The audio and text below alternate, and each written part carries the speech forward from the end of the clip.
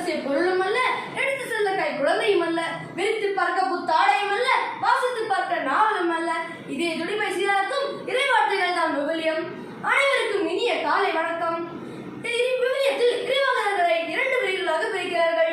3 பெரிய இறைவாக்கினர்கள், 12 சிறிய இறைவாக்கினர்கள். 4 பெரிய இறைவாக்கினர் எசேக்கியேலை பற்றி ஒரு சில வார்த்தைகள் உங்கள் முன் கூறப்போகிறேன். எசேக்கியேல் என்னும் பேருக்கு ஆண்டவர் ஆற்றல் அளிப்பவர் என்பது பொருள். எருசலேமின் வீழ்ச்சிக்கு முன்பும் பாபிலோனிய சிறையிருப்பின் போதும் இறைவாக்கினராக வாழ்ந்து வந்தார். பாபிலோனுக்கு நாடு கடத்தப்பட்டவருக்கு மட்டுமின்றி எருசலேமில் எஞ்சியிருந்தவருக்கும் இறைவாக்கு உரைத்தார். இவர் ஆழ்ந்த இறைப்பற்றும் கற்பனை வளமும் கொண்டிருந்தார். எழுச்சிமிகு தன் எண்ணங்கள் பலவற்றை சாட்சிகள் வழியாக எடுத்துரைத்தார். இவர் தம் அறிக்கைகள் பலவற்றை அடையாள செயல்கள் வழியாக விளக்கினார். ஒவ்வொருவரும் தம் தீவினைகளுக்கு பொறுப்பேற்க வேண்டும் எனவும் தம் நெஞ்சமும் எண்ணமும் உள்ளார்ந்த புதுப்பொலியை பெற்று வாழ வேண்டும் எனவும் வலியுறுத்தினார். நாம் புதுப்பொலியை பெற்று வாழ வேண்டும் என அறைகூறல் கொடுத்தார். இவர் குருவாகவும் இறைவாக்கினராகவும் இருந்தமையால் இவர் கோயில் மீது மிகுந்த பற்றி கொண்டிருந்தார். எருசலேமில் சுவர்கள் இடிக்கப்பட்டு அதன் கோயில் அழிக்கப்பட்டது. எசேக்கியேலின் மனைவி இறந்து விடுகிறார்.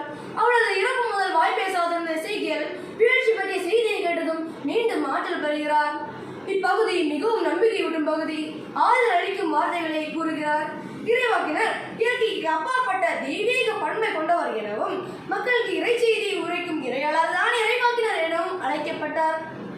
ஒருமுறை சுவாமி விவேகானந்தர் அமெரிக்கா சென்றிருந்த போது அங்கு பல இடங்களில் சொற்பொழிவாற்றி வந்தார்.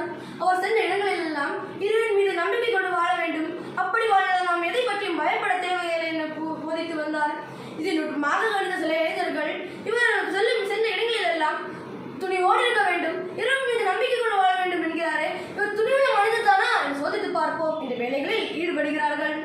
அப்படி ஒரு நாள் சுவாமி விவேகானந்தர் ஒரு பெரிய அரங்கில் சொற்பொழிவாற்றி கொண்டிருந்த போது அங்கு முகமுடி அணிந்து வந்த சில மர்ம நபர்கள் துப்பாக்கி சுடுதலில் ஈடுபடுகிறார்கள்.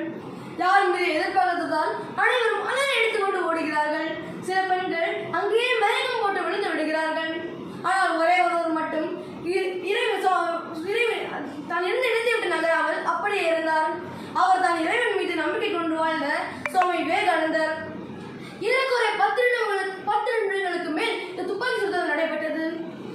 அதிர்ஷ்டவசமாக யார் மேலும் குண்டுகள் பாயவில்லை. அதன்படி அனைவரும் அரங்கத்திற்குள் வந்தனர். சுவாமி விவேகானந்தர் இந்த பதற்றமோ பயமோ இல்லாமல் தான் விட்ட இடத்திலிருந்து பேச துவங்கினார். அனைவரும் ஆச்சரியத்தோடு பார்த்தனர். அங்கு வந்த சில இளைஞர்கள் இவர் எங்களை மன்னித்து விடுங்கள், சுவாமி விவேகானந்தரிடம் சென்று எங்களை மன்னித்து விடுங்கள், நாங்கள் தான் இந்த துப்பாக்கி சுடுதலில் ஈடுபட்டோம், நீங்கள் எத்தனை துணிவுள்ள மனிதர் என்று சோதித்து பார்க்க இவ்வாறு செய்தோம், நீங்கள் துணிவுள்ள மகன்தான் என்று வெகுவாக பாராட்டினார். இறைவனை பற்றி பொதிப்பவர்கள் இறைவார்த்தையை எடுத்துரைக்கும் இறையாளர்கள் எதை கண்டு மஞ்சாது துணிவோடு இருக்க வேண்டும் என்பதற்கான சிறந்த எடுத்துக்காட்டு தான் இந்த நிகழ்வு. இறைவாக்கினர்கள் இறைவனால் அனுப்பப்பட்டவர்கள்.